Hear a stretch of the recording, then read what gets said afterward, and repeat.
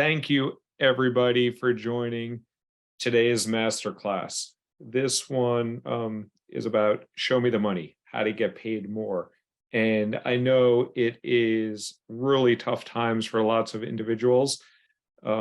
Amazon just laid off more people today. I just got texted from some of my friends at Amazon. Microsoft just laid off 10,000 individuals. Previous to that, Amazon had laid off 18,000. Meta has laid off 11,000. I'm trying to keep track of all these. Twitter, I don't know what the hell Elon's doing. I think he's laid off 50% to 75% of the tweets, or the folks at whatever the Twitter people are called. Stripe laid off 10%. So times are really tough, and I really feel bad for folks that are dealing with that. It's a very tough time. Losing one's job is one of the most stressful things in someone's life. On the positive side, people that have been laid off or people that are looking for jobs, there are still lots of jobs out there. There's still lots of companies hiring. There's lots of opportunities out there. And today's session, we are going to talk about how to get paid more when you land that next job. And there is a next job around the corner. So just to set things up a little bit, I have two amazing colleagues on the team here. I have Jocelyn, who is calling in from Pennsylvania, from outside of Philadelphia. She will be moderating our Q&A, and I love doing Q&A. So questions that you have, there will be time for Q&A. So there is a Q&A box. Please submit your questions in there, and then we will leave plenty of time at the end for me to answer those questions. I love that aspect. That's my favorite part of these sessions, and we will get through as many of those questions as possible. But in terms of your comment, John, outside of the tech sector, there appears to be 1.7 jobs for each applicant. Yeah, like there are lots of jobs out there. There are lots of applicants. There always has been, there always will be. And what we're going to be talking about today is when you do land that job, how to get paid the most, assuming that you want to get paid more. So if not, maybe it's not the best masterclass for you to join. So with that, I'm going to get started here, and welcome to the Kadima Masterclass on Show Me the Money. There is only one thing in common between Tom Cruise and myself, maybe a couple, but we are both under 5'9" tall. I'm 5'8", he's 5'7". That's the only thing similar about Tom Cruise. But in the movie Jerry Maguire, he is famous for saying, "Show me the money." I'm going to talk to you about how to get paid more when you land that new job. And I'll talk more about why landing the new job is an optimal opportunity for you to land, for you to acquire that most money. So the agenda today, we're going to talk about how to discuss money, gain confidence to negotiate more. We're going to talk about how you will never know what you're worth. It's an impossible quandary, but you can always get paid more. And we're going to talk about how it's not all about the money, but if you're going to do something, why not get paid more than less? I'm going to give you a quick MBA negotiation. So I've been privileged and fortunate enough to have gone to an MBA program, learned some negotiation, read some books. I'm going to share that with you. Then Q&A. I love the Q&A. And before that, I'll just share a little bit about some of the solutions that we offer here that can help you out further, besides all the free information we're sharing here during the masterclass. So first off, let me talk a little bit about something I posted on LinkedIn. I think a lot of people are familiar with how the lottery works. Generally, you choose numbers. You have to choose 6 numbers out of 48 numbers.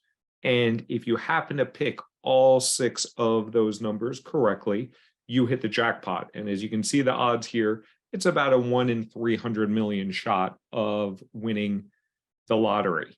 If more than one person picks those same numbers, so say you pick 1, 2, 3, 4, 5, 6, and someone in Iowa picks 1, 2, 3, 4, 5, 6, the two of you will split that jackpot. So that jackpot, which could be worth $500 million, $250 million will go to you, and $250 million will go to that individual in Iowa who happen to pick those same numbers. So knowing that, I'd love to see in the chat window here, but here are 4 different lottery tickets. And each one, like I'm going to answer the first question here in terms of which lottery ticket has the best chance of winning the jackpot. All of them have the same chance of winning the jackpot because it is a game of luck. So any of these cards, any of these selections can win that $500 million prize. But my question for you, and you can put it in the chat here, is which winning lottery ticket will win the largest prize? So assuming that one of these lottery tickets hit, which will win the largest prize? And if people have any guess there, people say C, people say B, any others, A, B, or does it not matter? Are they all the same? A. So we have guesses all around the place here. And when you actually look at what people answered, and this was the LinkedIn post I did, people were all over the place too. And this card actually would have earned the most money, C. And the reason why the lottery card C would win the most, and great answer, Scott, is because when people pick lottery numbers, they often pick their birthday. So I was born November 2nd. So it might be that I would choose 11 and 2. Or my kids were born on February 22nd. So maybe I would have choose 2 and 22. So a lot of those numbers that people pick are important dates, birthdays, anniversaries, things like that. All numbers that are lower than 31. Because there's no month that has more than 31 days. So not to go into the full complexity here, but you can select any numbers that you want on the lottery card. And if you happen to be fortunate enough to win that $500 million lottery jackpot, you don't want to be splitting it with someone in Iowa. You want to take that $500 million home with you, albeit you're going to be paying a lot in taxes, but you don't want to split that 500 million with someone else in Iowa. You want to take that home. So you should choose numbers from 32 to 48 as you choose your lottery ticket. So I'm not going to go much more into how to optimize for the lottery, but the point of telling you this story is there are things that you can do that will optimize your payout, optimize the likelihood that you will earn more money. And the lottery is a game of luck, but there is some skill that you can apply also to maximize your chances of when you land that lottery, or, and I'll be talking about here, when you land that job, you will go home with a lot more money. And if you're going to bust your butt to win the lottery or to get a job, you might as well go home with a lot more money. So another question I posed on LinkedIn, and I'm a pretty prolific poster on LinkedIn. For those of you that follow me, and those that don't, you should follow me. I asked individuals why they don't ask for more money when they negotiate an offer. And this is the responses that you told me. 51% of people thought that the offer might get rescinded. In all of my years of either negotiating myself or coaching people, there have only been 2 instances where the offer has been rescinded. One was in my case when I gave an ultimatum, and one was another case that the offer was rescinded because of outside reasons, because of the economy. So get that out of your mind, and I'll teach you why your offer will not get rescinded. Number 2, I don't know what to ask for. That's okay. I will teach you today what to ask for and how to get comfortable with that. And you don't need to know the target number, what you need to ask for, but you just need to know how to ask for more. 3 is, I know they won't budge. Bull dinkies. They will budge. Most companies, and I'll share that in the presentation, know a range of compensation that they are prepared to offer you. And like any business endeavor, they are never going to go with that top number first. So they will budge. And often these companies expect to budge. And then I forget what some of the other issues were there. I think the people were actually negotiating. So we'll talk about that. But there is no reason why you should not be asking for more in a polite, humble, and educated manner. I'm going to share a lot about negotiations and asking for more money and how to optimize this. This is not coming from my head. I was not born with the capability to negotiate for more. And frankly, I've done a pretty crappy job throughout my career from making some silly rookie mistakes. But what I've done over the course of the year is also learn and grow. And I read these 3 books. So if you don't want to listen to the rest of this masterclass, go pick up those 3 books. They're all great reads, and they've really informed my capability and knowledge of how to negotiate for more and how to get more. I've also been fortunate enough to get into Columbia Business School and be able to afford Columbia Business School. They taught me a lot, and I'll tell you a little bit of anecdote about that shortly. I've also been part of companies where I've made lots of offers. I've received lots of offers. So I've seen both sides of the table. And I've received about 60 offers in my career. Unfortunately, in hindsight, I would have done this better. I've probably only negotiated for about 5 of them. I've done that later in my career. And shame on me. I don't want you to be making those same mistakes, because I know for a fact that I left significant money on the table, and I don't want you to do make that same mistake. So what's in scope for today's talk? I'm going to talk about how to get more money. And I generally recommend that people look outside their current situation. So if you're laid off, yeah, you have to look outside. But even if you are comfortable, or you think that your job is safe internally, and you just think about how do I get more money in my current organization, you will earn a lot more outside of the company. And the other thing is, so I will be talking mostly about getting offers outside, because internally there are limitations, there are rules of fairness internally, there are tenure rules, there are all these arbitrary rules, and I've seen different rules applied at the different companies that I've had, that when I moved from a manager to a senior manager to a director at American Express, my increase was capped just because I had some silly rule that when you move roles, that your salary can only increase by a certain amount. If I was coming from outside into that same role at American Express, my compensation would have been higher. So that's why I generally advise people to look outside, keep those options open. And even if you choose not to leave, having that external offer, 1, gives you another market value of what you're worth, and 2, gives you leverage, whether you want to use that or not internally. So I'm going to be talking more about how to think about looking for roles externally and getting the most that you can externally. And again, as a reminder for folks that are joining late, I will be taking Q&A. So as you have questions here, put them in the Q&A. Do not put them in the chat.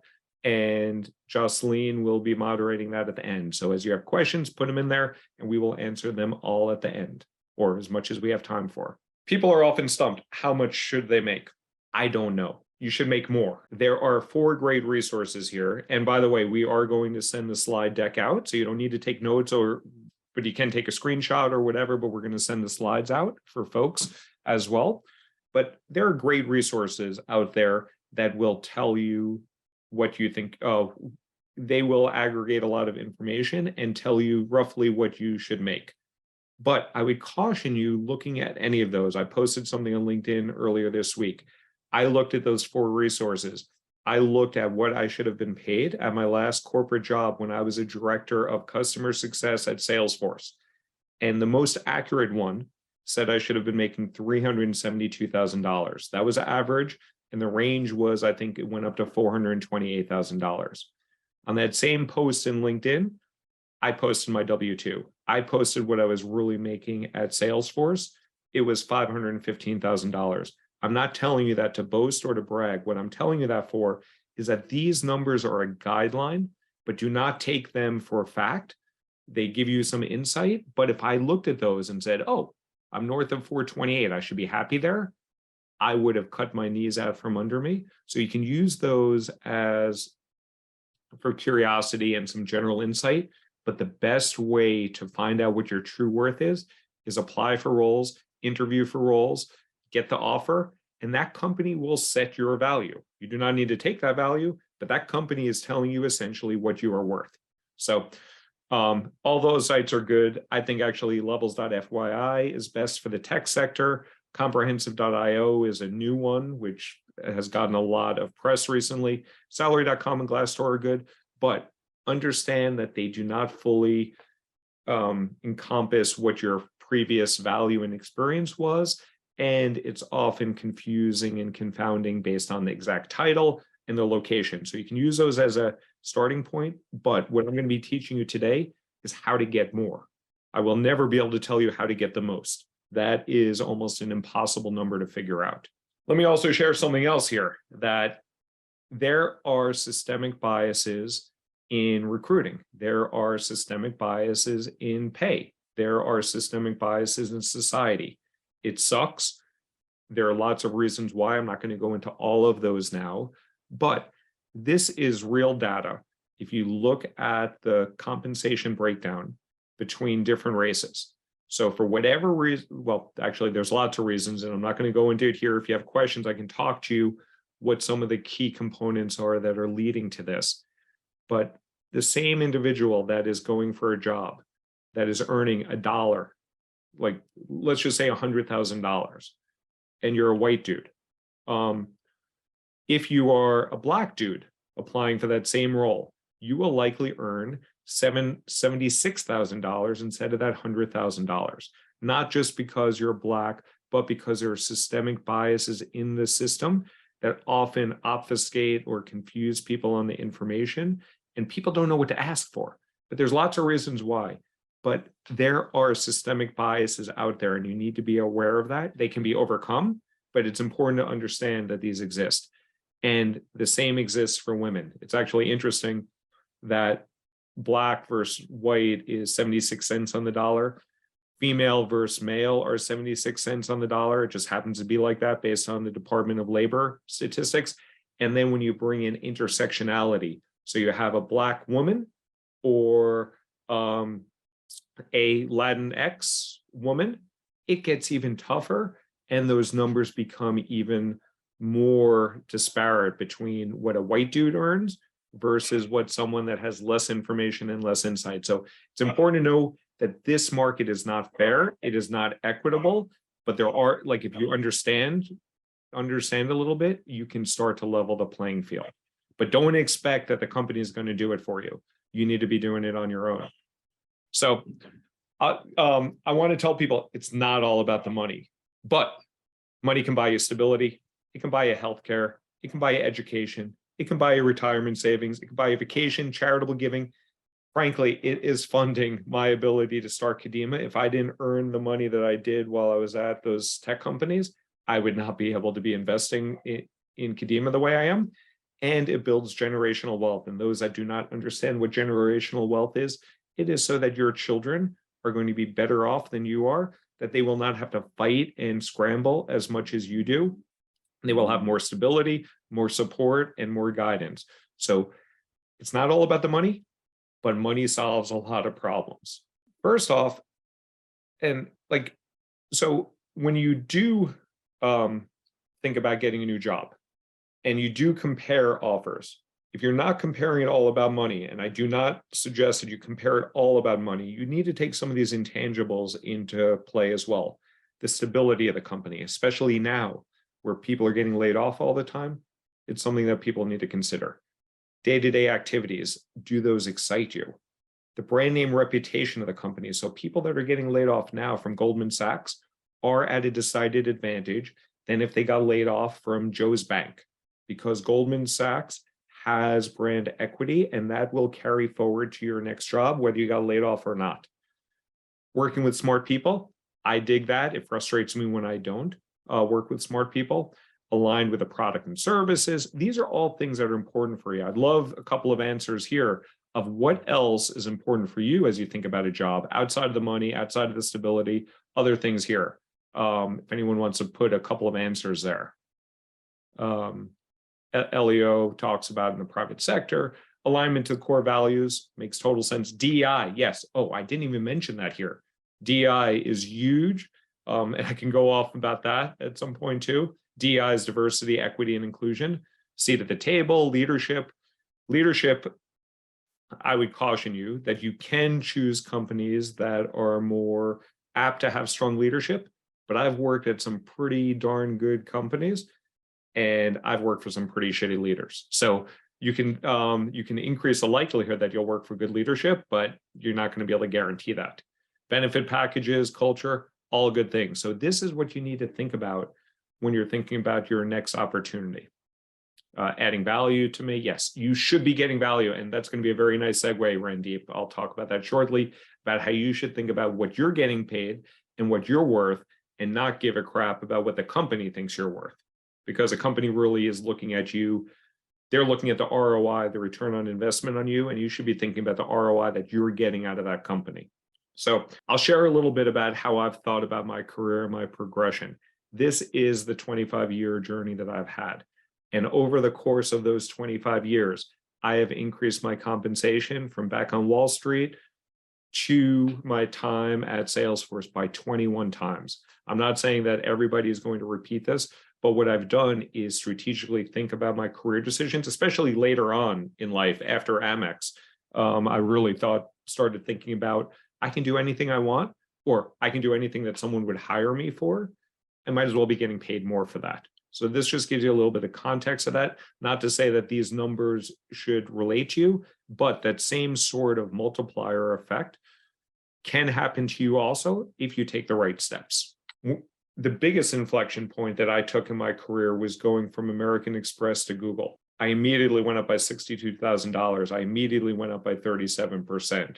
And I told you previously that I've only negotiated 5 times in my career. I did not negotiate my compensation here. So when Google said, hey, we want to pay you, they didn't say $227,800. That's what it actually added up to. It was about $158,000 in salary. And then there was like a 15 or 20% bonus plus equity and all those 401k match. When they told me that number, I was like, sign me up. Where do I sign? I was stupid.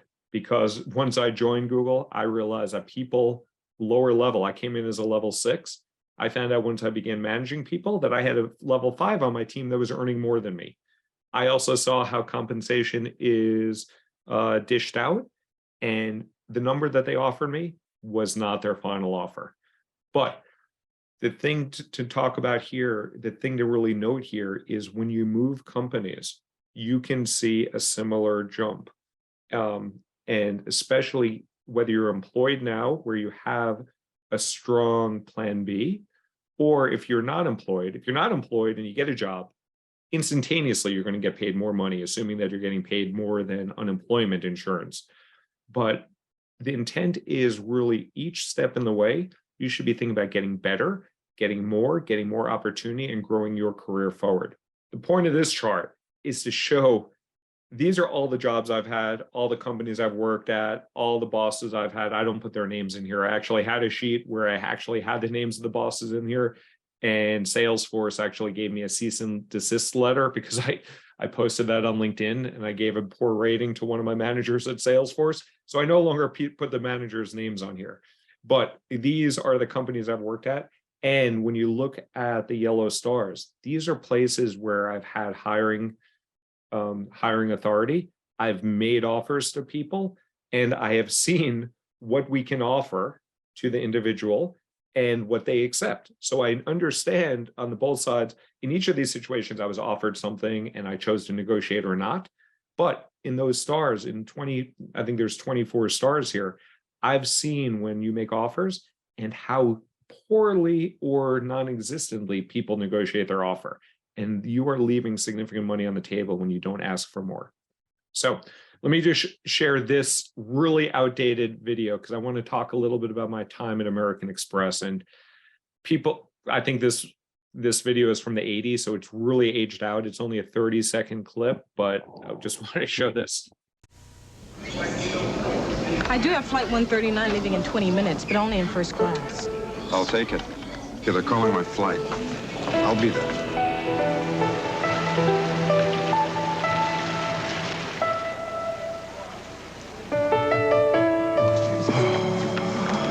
Miss much? No, it just started. Where is she? The second potted plant from the left. Coming through when you're needed most. Membership has its privileges. So that's really cheesy. But the intent here, as I go into the next slide, is even though I was underpaid at American Express, as you clearly saw when I got to Google, my membership in that American Express club of as an employee, not as a card. Like I didn't have that card because that card's overpriced actually. But my membership at American Express, my 5.5 years there, I learned a lot of stuff. So here's some things that I learned during my time at American Express. One, I worked for a global marketing leader, brand name recognition, which has carried beyond every place I've worked. That I can say, hey, I work for a global brand like Amex, and people automatically understand what the value of that is. Secondly, I learned what excellence looks like. You can maybe have a beef with American Express, but they're pretty damn good marketers, and they somehow figured out a way to charge $595 for a piece of plastic. That's a platinum card. And if you get to the black card, you're talking $2,500 to $5,000 a year. I built great relationships that I continue to maintain till today. Great alumni network. These have helped me so much. This is kind of funny, but I got to travel to the fantastic places of Madison, Wisconsin, Orem, Utah, Mooresville, North Carolina, not the most sexy places, but I got to see a little bit of middle America. I learned how to lead people. That's the first time where I had formal leadership experience. I've managed people before, but this is where the first time the company took it seriously. And when I became a director at American Express, it was so damn hard for me to become a director of American Express. I tried about 10 times to apply internally from senior manager to director. I should have actually looked externally simultaneously. I did a little bit, but the biggest lesson that I learned when I went from senior manager to director was they put me and all the other new directors in training. And they essentially showed a slide to me like this, me and the other new directors.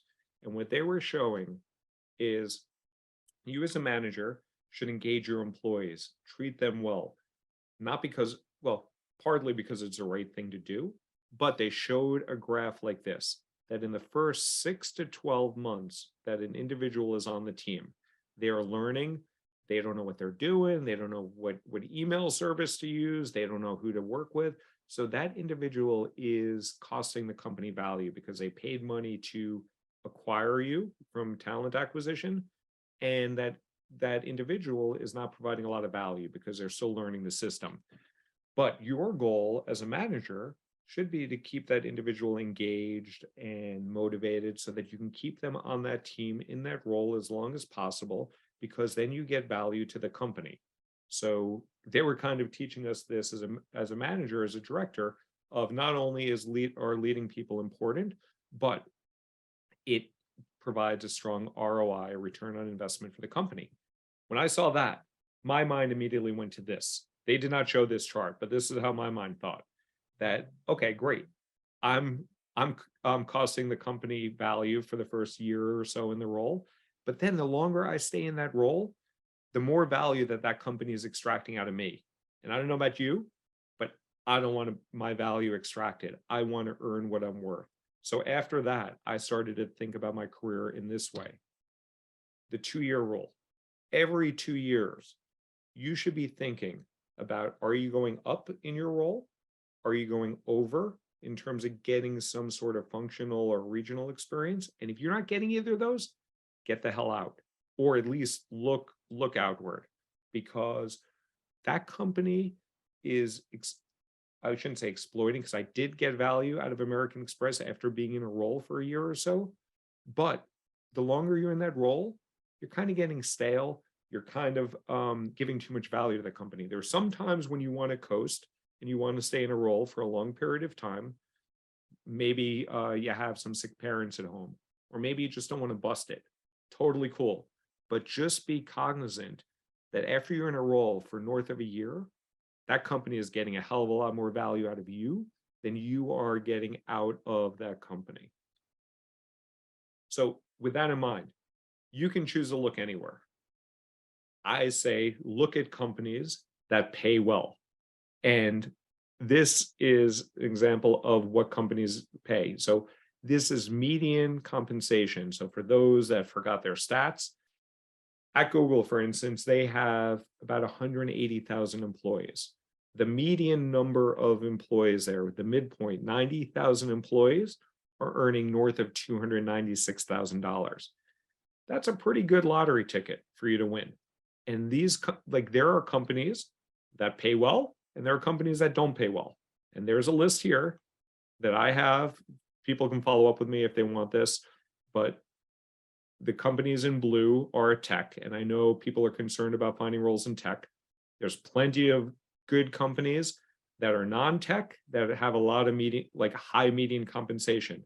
So if you can apply any place in the world, I would apply for the companies that are paying north of 100,000 as a median compensation, rather than some of these that are paying in the 50s. So you can choose where you want to apply and where you want to target. I say target more money. So with that, do not put all your eggs in one basket. So I didn't have access to that data when I applied to Google. I heard that Google paid well. I didn't know how well they paid, but don't put all your eggs in the Google basket and the Meta basket. First off, their jobs have contracted significantly, so there's a lot less roles open, but it's really hard to get into a company if you only focus on one company. So focus on, I say identify 40 target companies, and here's a list of some lists to look at. And if anybody has other lists to show, please share it with me. But you can go to LinkedIn's top 100 companies, and I believe the website is right here, Kadima Careers Top 100. You can download our list of top 100 companies. You will get that easily. So you can do that. If you don't want to do that, you can Google LinkedIn's top 50, Fortune's 100 top companies to work for. Glassdoor just came out with their 2023 edition of their top 100 companies to work for. All of that will give you a good list of companies. It doesn't mean they're all paying well, but at least they are all good companies. My list, I've actually looked at the compensation as well. So the Kadima list also takes into account the compensation side. If there's any lists that I'm missing, please do put it in the chat window. Any other lists that individuals look at, I'll look at that later. But these 4 lists, and frankly, the Kadima Careers one will give you enough to think about which companies to target. So now I'm going to pivot into a mini MBA on negotiation. And I'm showing you here, this is what the cost of an MBA is right now. I just Googled this the other day. Right now, if I went to Columbia Business School, I'd be paying $241,000. I got a discount back in 2005 or 4 when I started. I only paid $138,000. I'm going to share some of my learnings from the negotiation right now with you, so you do not need to invest in that. And there are reasons to go to MBA.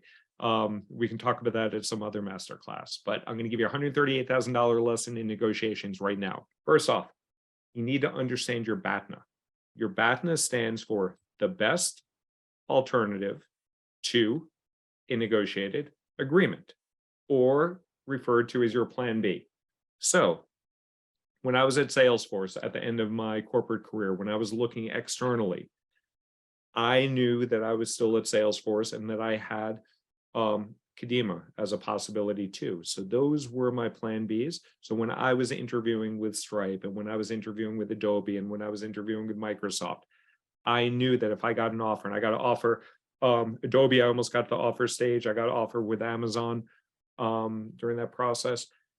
I knew what my plan B was, what my current situation is versus what the new one was. And I could weigh that like a scale of, do I want to take this new opportunity versus my plan B, what I'm currently doing at Salesforce? So it's important to understand where you're coming from. If you're unemployed, your BATNA could be 0. It could be unemployment insurance that you get. So there you might take a lower offer just to get in a better spot. And your career should always be thinking about, how do I get better? You don't need to optimize for it right away, but you always want to be getting better. And thinking about your BATNA is a good way to do that. Secondly, when you get an offer, there are things that you want to consider. So as you're doing that scale in terms of your plan B, your current situation versus your new one, there's lots of different factors you may want to take into consideration. I wouldn't look just at the money, because it's not all about money, but you may want to think, is this avoiding me from pigeonholing? So am I taking on a new responsibility or a new industry that no longer puts me in that same box? Is it giving me additional flexibility of work? Am I leaving a really shitty situation of like a crappy boss? Although be wary that you may be going into a devil that you don't know, which could be bad as well. Think about the company prestige. So when I went from Google to my next place, I looked at startups and I wanted to make sure I was going to startup that had good prestige and good name recognition and was a unicorn. I went to Datadog as a consultant. So I want to make sure that the name and prestige made sense for me. And it was not like Google prestige, but Datadog was a hot startup. Travel. Do you like to travel? Do you not like to travel? How does that weigh into the opportunities when you compare the current offer versus your existing BATNA? Work-life balance, is that important to you? How do you weigh that? Stress level, you do not want to be getting stressed out for work, so you want to make sure that you're taking that under consideration. Interest level, how interested are you? How excited are you to work at Twilio or whatever company you're looking at? Career growth, which one gives you more of a career growth and platform? Generally, getting another logo on your resume, if it's a good logo, will give you immediate career growth, but do you have upward runway and upward trajectory at that new company? Network. This should not be underestimated. Once you go from one company to another, all of a sudden you increase your network size. So when I look at my LinkedIn connections, I think I have about 26,000 followers. The number one company that I have followers at is Google. The number two that I have followers at is American Express. The number three, I believe, is Salesforce. I think Tableau is up there too. All companies that I worked at, all good companies. So it builds your network, which has opened up additional doors for me down the road. And of course, big thing to weigh, money. So again, money can buy a lot of this stuff. When I got more money, I was able to get household help. I was able to get more tuition for my kids, which lowered my stress level. Money in its own does not lower stress, but money helps solve a lot of ills. Another concept to know about, reservation price. Once you evaluate your BATNA and your options, and this I just Googled, this is the definition of reservation price, but the bottom line, it's the least amount or bottom line you're prepared to accept. So if you are interviewing for a role and you get to the offer stage, understand what amount it would take for you to go to that new company. If you're unemployed, maybe you'll take a really low number. If you're currently employed and have a good BATNA, your reservation price might be higher. But think about that number, write it down, and think about what number you are prepared to walk away with. And if you can put that firmly down on paper, that will give you, or paper or your head or something that you are comfortable sticking with, that will give you so much more leverage, so much higher capability to negotiate and know when to walk away and when not to. The power of anchoring. Understand that your current compensation is dramatically going to impact what you think you're worth. And this is a definition of anchoring thanks to HubSpot, which is my CRM. But anchoring, so let me tell you two examples of anchoring here. First, when I bought my house back in 2004, my wife and I were prepared to buy that house right there with that arrow. I'm not going to say the real number. You can probably Google it and figure it out. But let's just say the house was $500,000. That the people we were buying from said, we want this house offered for $500,000. My wife and I knew we were going to go up to $600,000 for this house, but I had just taken the class in Columbia Business School, reading Getting to Yes and doing negotiations. I said, hey, let's start with $400,000 here. And what we wound up paying was essentially $450,000. So we got from $400,000 where I anchored it at versus a $500,000 initial price point. We split the difference. We saved $50,000, and frankly, we were willing to go up to $600,000. So we essentially saved $150,000 just through effective anchoring. That's one example. The second thing is, when I work with new clients, when I onboard them, I always ask them these two questions. First, I say, what salary are you seeking? I ask that question first. And then I say, what are you currently earning? And then almost invariably, the number that they are seeking is almost always anchored to what they're currently earning. And this example here of this individual, but people anchor on what they're currently getting paid. And because of that, that person is underselling himself, because like I'm meeting with that person, he's a client of ours, and he should be earning well into the six figures. But the fact that he's getting paid in the 50s now, he's anchoring on a lower number because that's what he's getting paid now. So be wary of anchoring and how that can impact you. Next up, people are afraid to move now because job market is too unstable and people don't want to jump ship now. As Tom Hanks says, nobody is safe. And if you don't believe me, first off, let me remind people that you are employed at will. I talk about this a lot. I have a video about this. This is a Google contract, but this is not so unique with Google. Almost every contract will say you are employed at will. Google's unique because they put this in all cap. They didn't put the red circle around here or the yellow highlight, but they put this in all cap and they have it mentioned 2 times in their 20-page contract. That's how much they are emphasizing that you're employed at will and you can get fired at any time. You can leave at any time. Because of that, here are, like, I did a quick search of people at Salesforce that are now open to work because they got laid off. People with 9 years and 9 months experience, people with 11 years experience, people with 3 months experience, people with 5-6 years experience. Do not think just because you've been at a company for a long time that you are safe. Make sure that you own your career, that you are setting yourself up and putting yourself in the best position so that you can protect yourself if a layoff comes tapping on your door. So when you begin looking how to put yourself in the best position to earn more. Comp 101, I'm going to go a little quicker here because I do want to get to Q&A. But I'll share this, and this is intentionally extremely confusing because this is how comp works. There's salary. It's based on years of experience, level, your geographical location. There's bonus rate. Different companies have different bonus rates. It's usually a % of your salary, and there's a multiplier assigned to it. There's RSUs, restricted stock units, and I would highly, highly recommend going for tech companies, going for public companies, because they do often issue stock, restricted stock units, and it's very different than startups. I'm not going to go into that now. Startups are offering you options which may or may not turn into cash. RSUs are essentially cash. They are stock that once they're vested are yours to do whatever you wish. So that adds up to a lot of money. There's other money that you can negotiate: sign-on bonus, relocation, retention, fast forward payout of first year bonus. And then there's other non-money things that you can negotiate: title, PT, paid time off, path to promo, all that stuff. So it's really complicated, but you need to be aware of how this compensation works. Here's a job acquisition funnel. Do not talk about compensation until the company brings it up. And when the company does bring it up, deflect the conversation. And the reason I say this is because you're probably anchoring at a lower number. You have a asymmetry of information. The company has more information than you do. You will more likely than not cut your knees out from under you. So only at that negotiation stage, only once you get that offer, then you can start talking comp. There's 3 stages of interview. I'll go through this quickly, but you talk to the recruiter. The recruiter will ultimately make the offer to you if you get it. The hiring manager will be the one advocating on your behalf. They will make the ultimate decision if they want to hire you.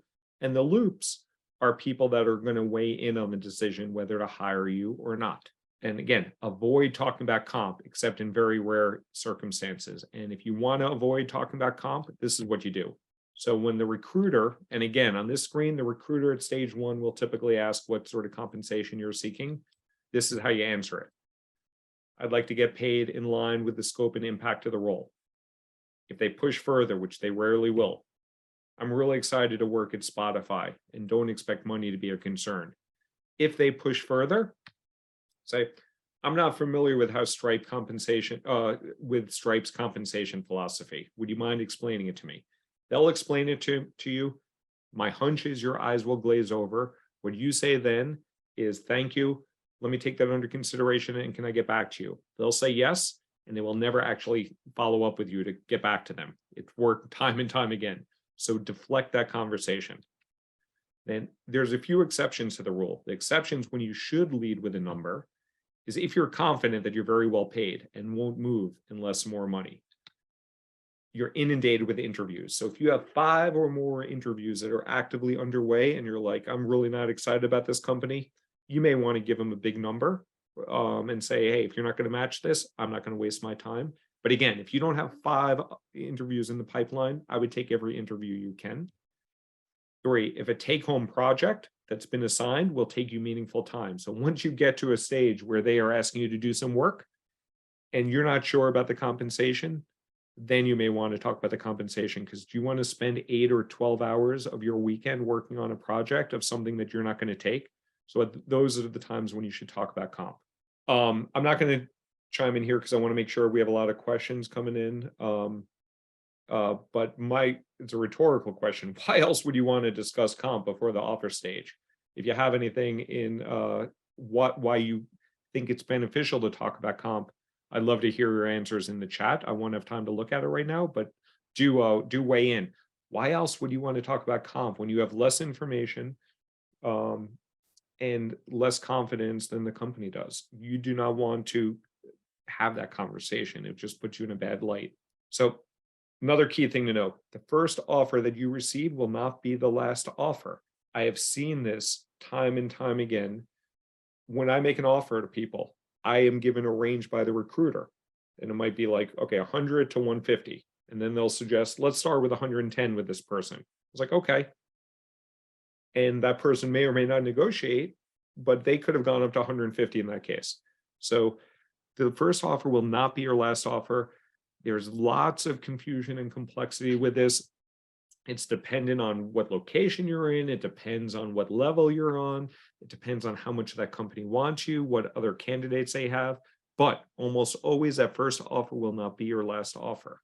Influencing after the offer. There's a range that the company generally works within. The recruiter will make that recommendation. The hiring manager can use discretion.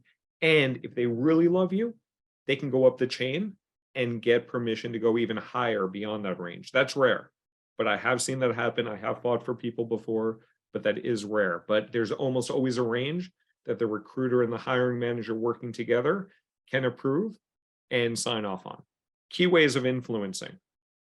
If you have not read this book by Robert Cialdini, and I have it on my bookshelf back there, a signed copy, which I'm really excited about.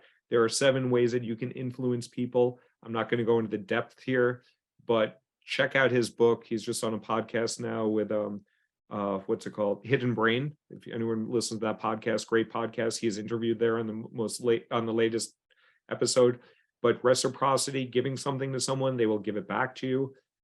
Hey Merritt, how are you? Great to see you. And I love Hidden Brain too. Scarcity, authority, consistency, liking, social proof, unity. I'm not going to go into the details here.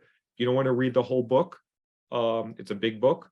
At least listen to the podcast that's on Hidden Brain right now, or just Google him, Robert Cialdini, the 7 laws of influence, and you will see. At first, he had 6 ways of influence. He put in unity, which is basically tribalism, because he's seen the shit that's gone down in the country, in the world, and people being part of a tribe. It does lead to influence and decision-making. So recap of what you know. You can always earn more. You can influence what amount you ultimately receive. There are proven methods to optimize for your bank account. The company has a hell of a lot more information than you do. Even now that I shared this with you, the company still has more information than you do. And then Kadima is here to help level the playing field. And let me just share a few things here. We're on a mission to accelerate 1 million careers. We give away plenty of free information like this, but we're also offering affordable solutions that help you when you need it most. And next steps to help you get more money. We are launching micro coaching courses. These are the most affordable things that we've ever offered. Only $249. You will get video access to our negotiation. You will get 3 months of group coaching that I will be leading, and you will get access to our community. So we just rolled those out because people are asking for more bite-sized content at more affordable prices. Go check out the micro coaching courses. You can check at kadimacareers.com/get-more and learn more about that. And if you don't want to take that course, which I highly recommend that you do, because you are going to get more than your money for it, but you can always reach out to me and engage in a free second opinion when you get to the verbal offer stage. So if you get an offer from a company, before you say yes to that company, what you should tell that company is, thank you very much. I'm excited about it.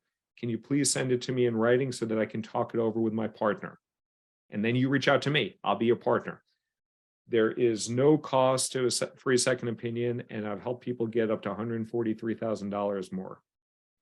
If I don't get you at least $10,000, I don't charge you a dime. So no risk. You can reach out there.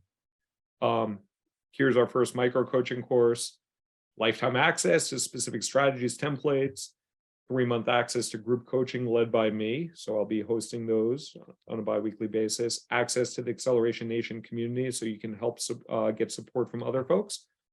Reduced price on the negotiation services. So when you do reach out for the negotiation services, if we do get you $10,000 more, you get a discount because you've taken this micro course. So, and again, here is the bat signal. Please do not leave money on the table. If you have done your work and you have gotten that offer, do not say yes right away. Reach out. You can go to kadimacareers.com/negotiations. There's a way to fill out a form. I get notified. I will get back to you usually within hours, if not worse, 24 hours. But don't say yes to something before you'll be leaving money on the table. I've done it before. It's better in your bank account than Satya Nadella's bank account. So we also have plenty of free stuff, and I'm going to get to the questions and answers. You can get our newsletter. You can go to our YouTube channel.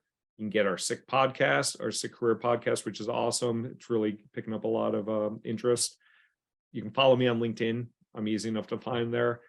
More master classes are coming. So if you want to sign up for the next one is how to get more interviews. And with that, we're going to go to Q&A.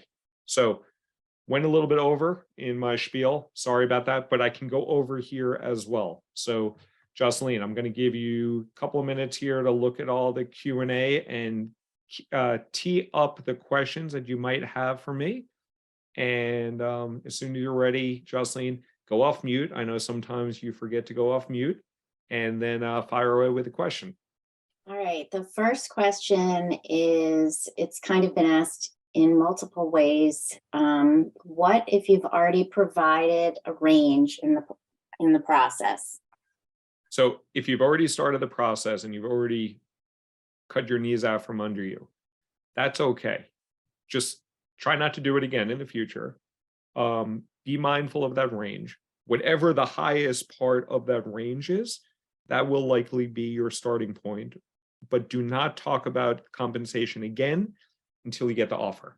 Once you've said it, it's too late that you already said it. But now that that's been said, you can't take it back. Once you get the offer, if you said, hey, I'm looking for 125 to 150,000, and they come back to you with 140, you can start at the 150 part and go higher from there. So if you already said it, there's nothing you can do. Just don't do that in the future. And if that range that you have, that high water mark should be your starting point in your conversation.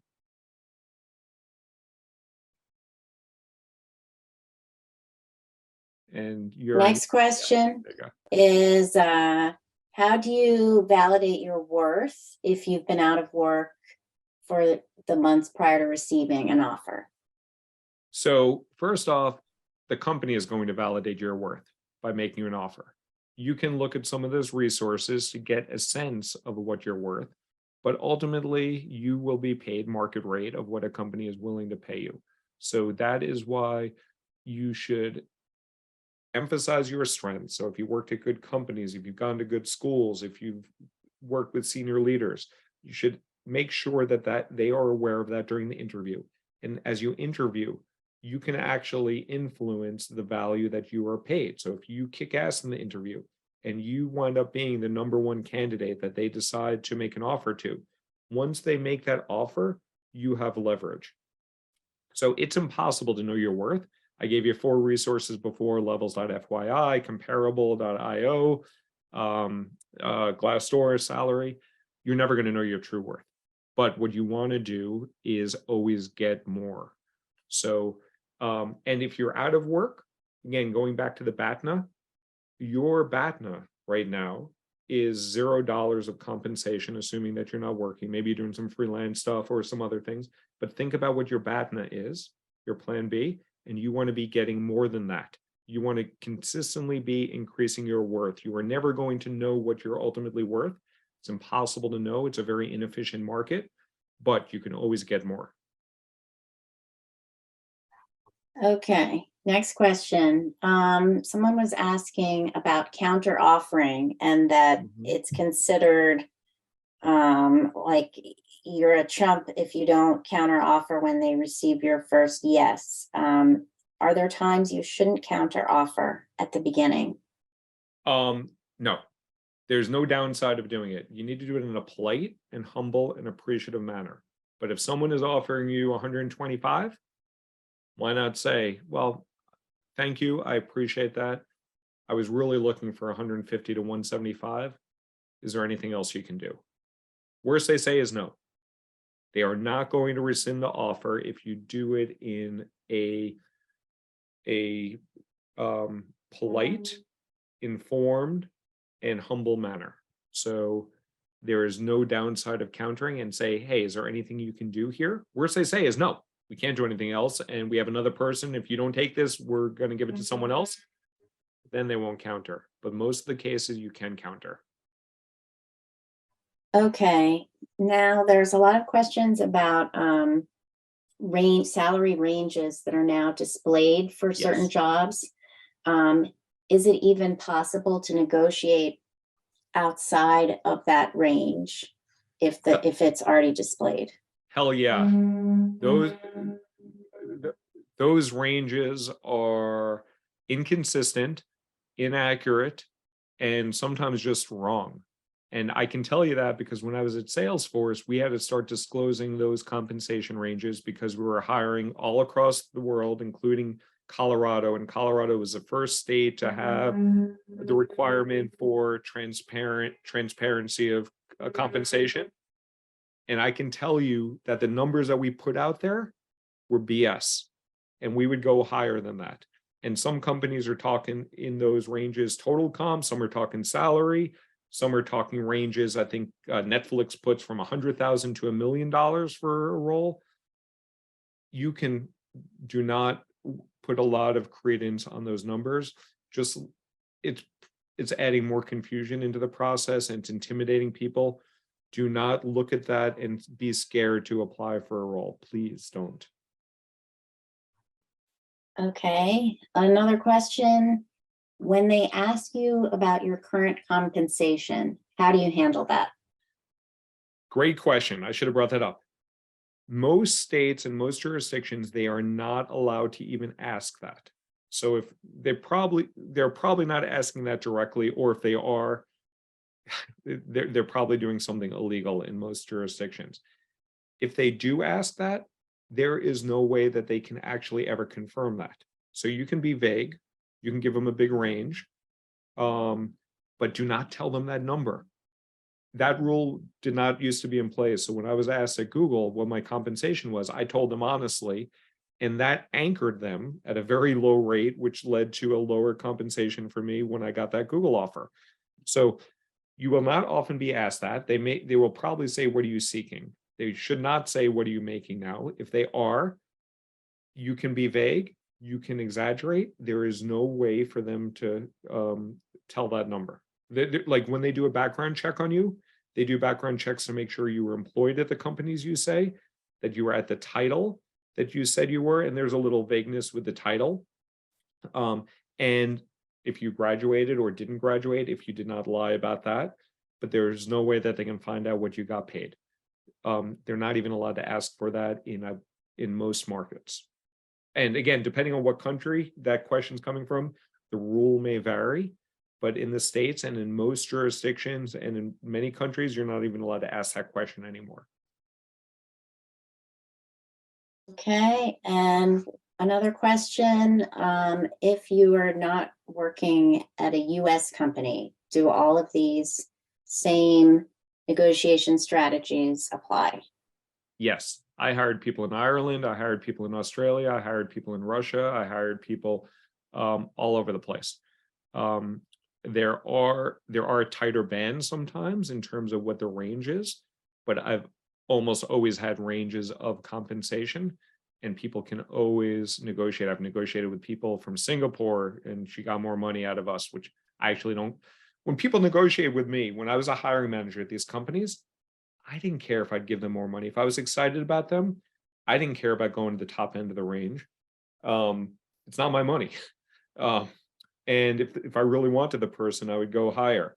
So yes, there are times when you cannot negotiate, and those are often when there's bulk hiring. So for instance, if there's a big MBA recruiting class and they're hiring 20 people, and if one of those 20 people don't pick it, they'll go to number 21 or 22 or 23 on that list.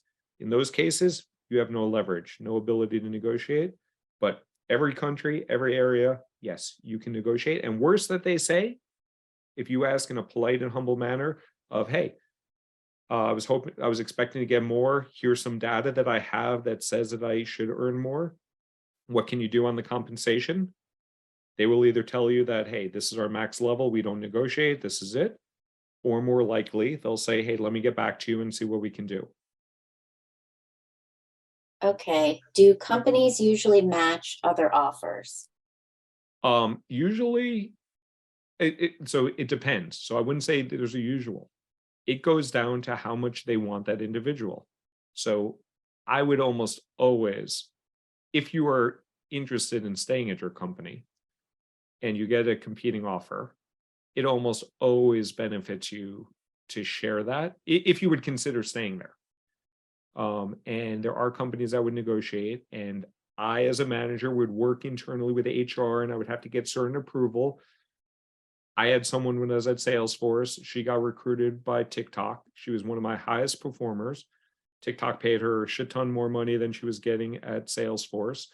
I escalated up. My manager didn't really have much of a spine, so she did not help push for this. So we were not able to keep this woman. But if I had a different manager that was willing to fight a little bit to keep this woman, we would have been able to keep her. So there are, worst comes to worst, you don't get a competing offer.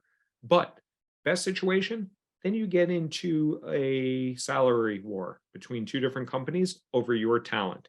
And that is only going to drive your value up.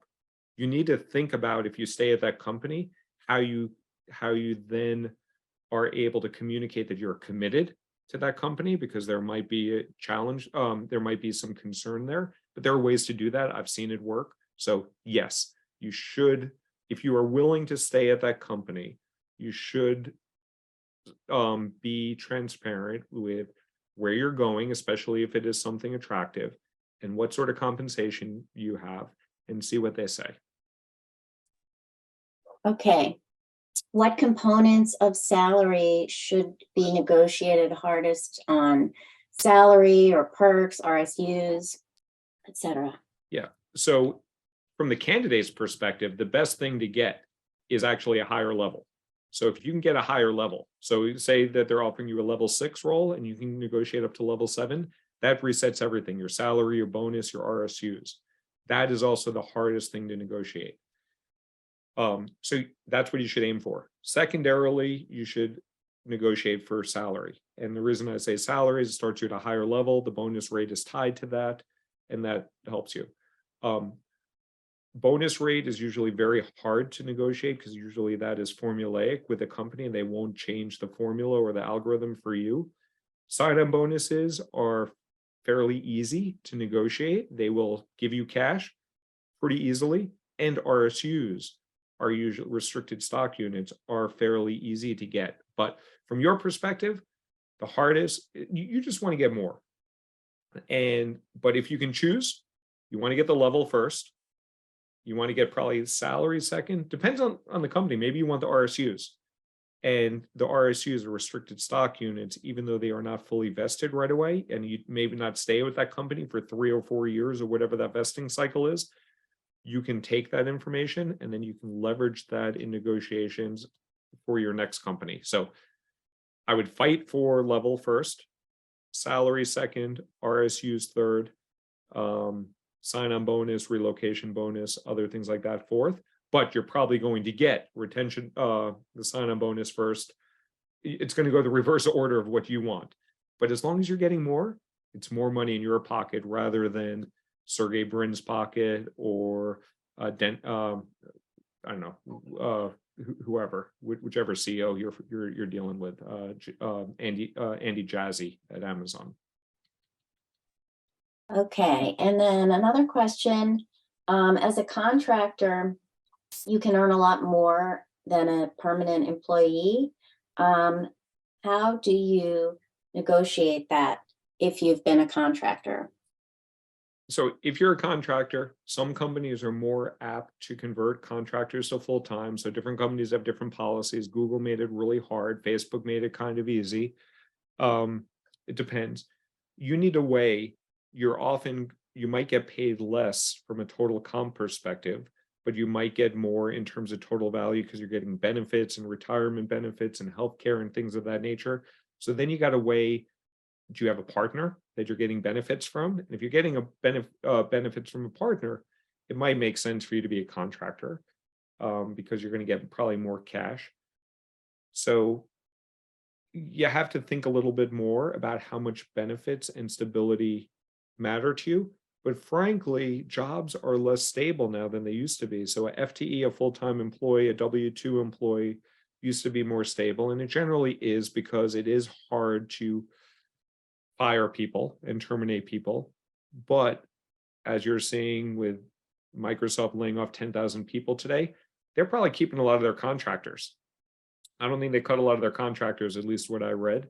When Amazon cut 18,000 people, I don't think they cut a lot of their contractors. So it kind of ebbs and flows on the stability side, but you need to weigh the benefits. You need to understand the total package of what you're receiving.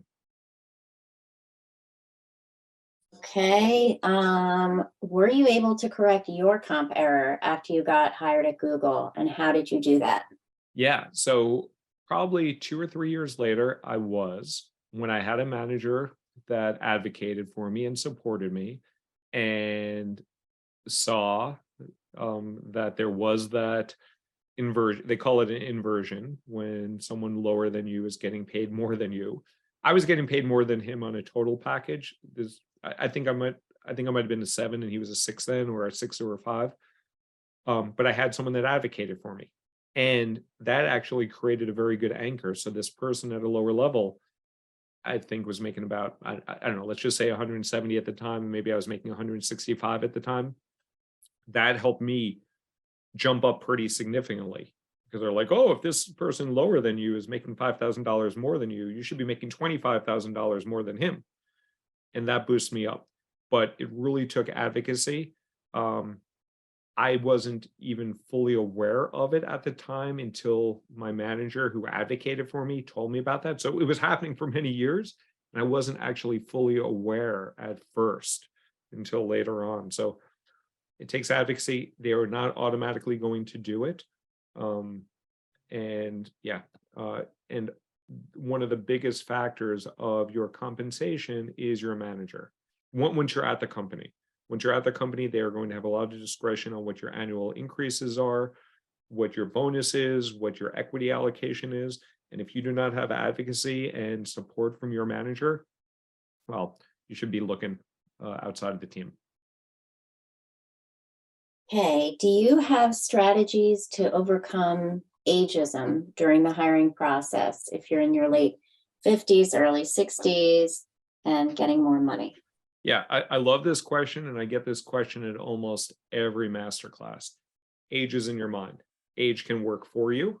It's worked for me to give me more seniority, and I think I've probably been given more scope because I'm 49 years old. Not that people knew my age necessarily, but I had all these years of experience, and maybe it worked against me at times.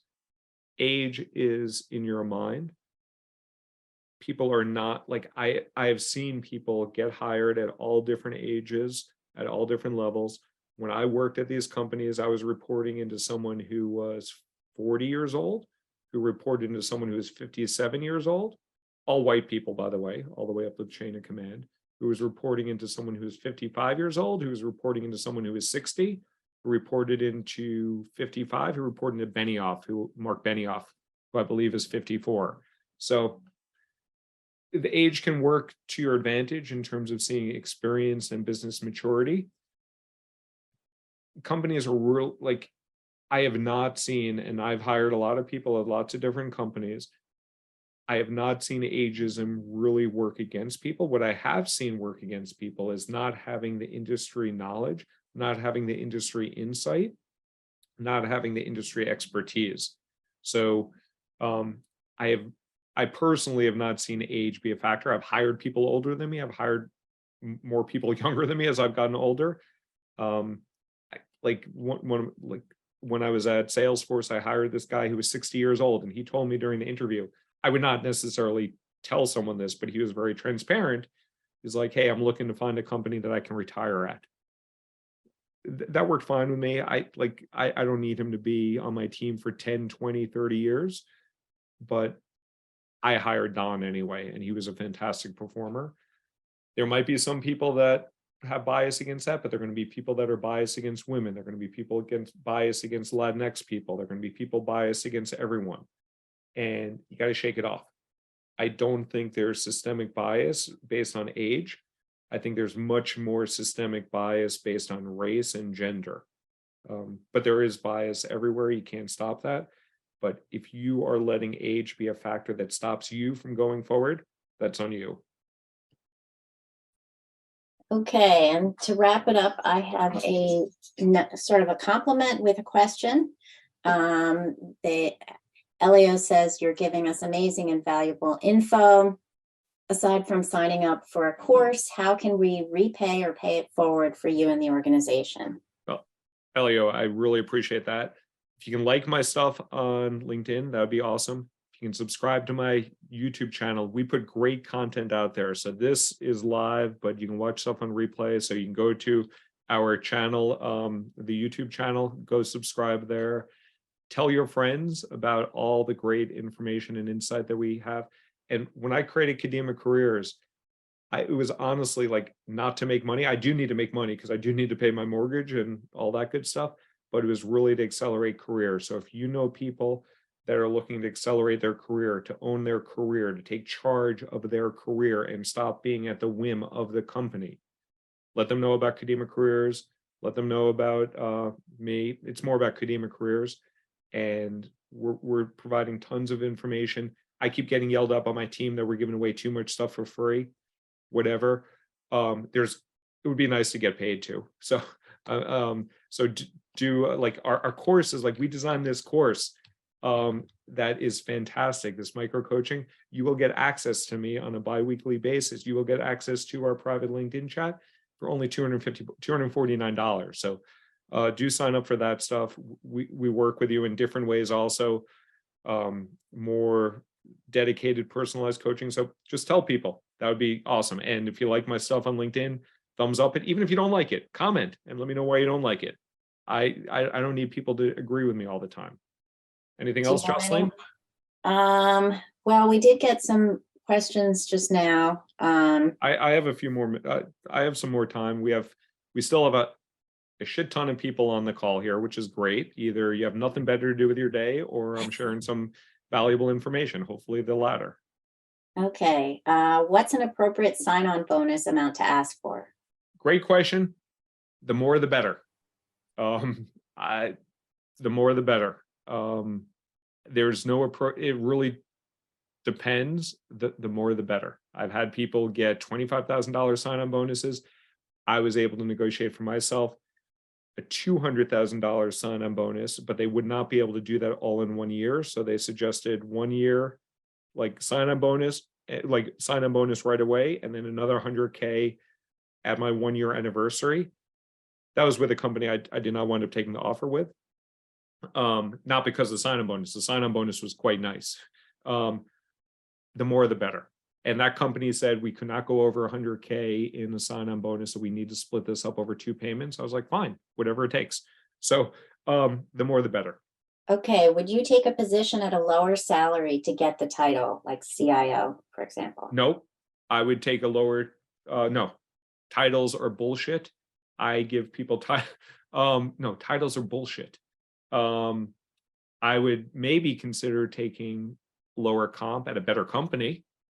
I would maybe take lower compensation if you are really stressed out in your current role, but I would not go for a title unless the company was better, because people focus on the company. When I hire people, when you see an org announcement come out that Alan just joined the company, They didn't say what my title was at American Express or Google. They said Alan came from Google and American Express and Facebook.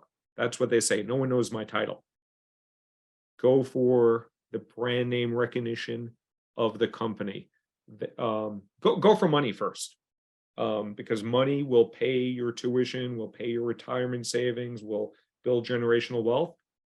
But then look at the company, brand name recognition, and what that does for your long-term value. The title is bullshit. Okay. Here is another one. What happens if a company lays you off and is considering hiring you for another role? How do you handle the salary negotiations, considering they know your current information? So you have to be aware that they know that information, so you don't want to lie about that information. Ideally, you can use that as a starting point. If they laid you off and want to hire you back, I don't know, maybe you're working for Elon and the guy's just a total nutso. So I don't know where your situation is, but you have to understand that they know that information.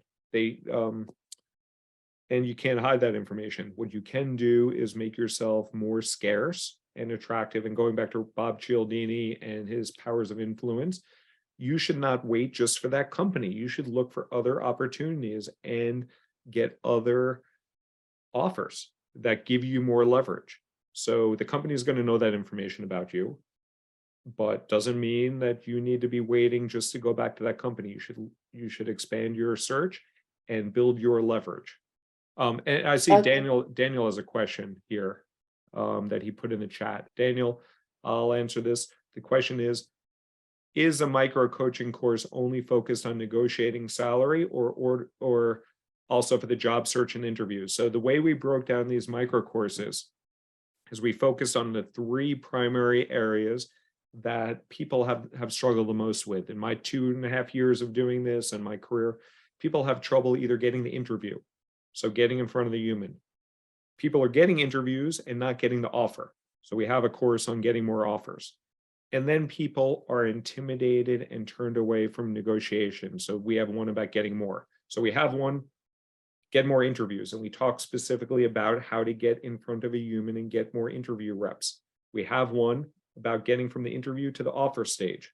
And then we have one about getting more. So we have those 3 different micro courses. Each one of them are $249, but we do offer a total package as well. The KJAM program, and I know we have a lot of complexity here. We're trying to design solutions that meet your needs and price point. We have one that provides everything longer term, which is only, which I believe if you buy all 3, I think the price is $597 now for all 3. So it's actually a pretty good deal. But Jocelyn is actually working on our solutions page now, so she may have more insight about that. But the micro courses, they are specific about getting more interviews, getting more offers, or getting more money. Okay. Do you think going to a top school increases your negotiation power? How much do companies actually care? Companies care. Brand names matter. So brand names matter. So if you have a top school on your resume, use it. So I went to Binghamton undergrad, Binghamton University. I don't know if there's any Binghamton in the crowd here. Most people have not heard of Binghamton. But if you look at my LinkedIn profile, I went to Columbia Business School for grad school. That's what I put on my LinkedIn profile. Columbia Business School has a lot more cachet, has gotten me a lot more money in terms of brand equity. So if you have it, use it. If you're not in school, don't necessarily buy the degree. But if you are going to school, if you are thinking about going for an MBA or some other thing, think seriously about what you're paying for that education and how much value that's getting you. Because MBAs are going for $220K now, and make sure you go into a good MBA program and not just like a top 20, like number 28 on the list. It's not worth your money. That's just my opinion.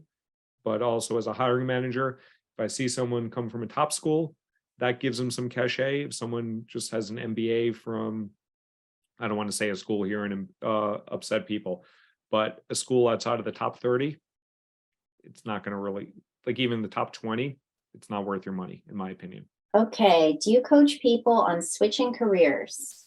Yes, I do. I most definitely do. I will strongly advise you to play to your strengths and have some sort of similarity as you switch careers. Because if you think about from the hiring manager's perspective, if you're I switched from venture capital to baseball at some point in my career. The way I was able to do that was to emphasize my analytical ability, my financial ability, and I worked in finance and analytics at the company, at the baseball team, at the New York Mets and the Toronto Blue Jays. Even though I wanted to go into the front office, the general manager, and manage the team, like, what the hell do you know? Just because you played fantasy baseball doesn't mean you could be a general manager. So I got my foot in the door by leveraging my strength and building outreach. So yes, long answer, but I do help people switch careers, but I also am very realistic about how to do it effectively and efficiently. Okay, many job applications have a required field for desired pay. How do you handle this? If there's not an asterisk in there, so like it's not required, don't put it in. If there is an asterisk there, put negotiable. If they don't allow letters and you have to put a number, put 1. That's what I've done. It hasn't stopped me from getting interviews. So that's what I say. If it's not required, just skip it. If it is required, try putting negotiable. And if there's data validation that prevents you from putting letters instead of numbers, just put $1. Okay, what would you recommend for someone searching for a non-traditional role that has all over the place ranges and experience requirements? So she was giving the examples of an internal executive or a wellness coaching position. The biggest thing, and I had this on my last masterclass, which you can actually see if you go to Get More, we have our old masterclass there. The most effective way to get those interviews is through outreach. So first identify the target companies that you would want to work for, then reach out to those individuals at those target companies, ideally with commonality to your background. Maybe they went to your school, or maybe they worked at a company that you've been at before. And then start talking to people, seek advice, learn about the role, learn about how those individuals got into that company. And that's the best way to get an interview, because you need a human being to consider you. And the roles and the job descriptions are crap. And I've written actually, I have not written lots of job descriptions. I've hired lots of people and I've written very few job descriptions. Usually, I just talk to recruiting and say, cut and paste the previous job description, because I've actually tried writing job descriptions before while at companies, and I've gotten my wrist slapped of saying, oh, that's not how we do it here at Tableau. And that was actually where it happened. So focus less on the exact job description and focus more on building your target list and building outreach. Okay, I think that pretty much answers Awesome. the questions. Well, thank you, everybody. I really appreciate the time. Hopefully you learned something today. And Elio mentioned, and I hope I'm pronouncing your name right, if you can share this information with others, let them know that Kadima Careers can help you accelerate your careers. I would appreciate that. And don't forget, you own your career. We here at Kadima can help accelerate it. Have a great day. Happy hump day.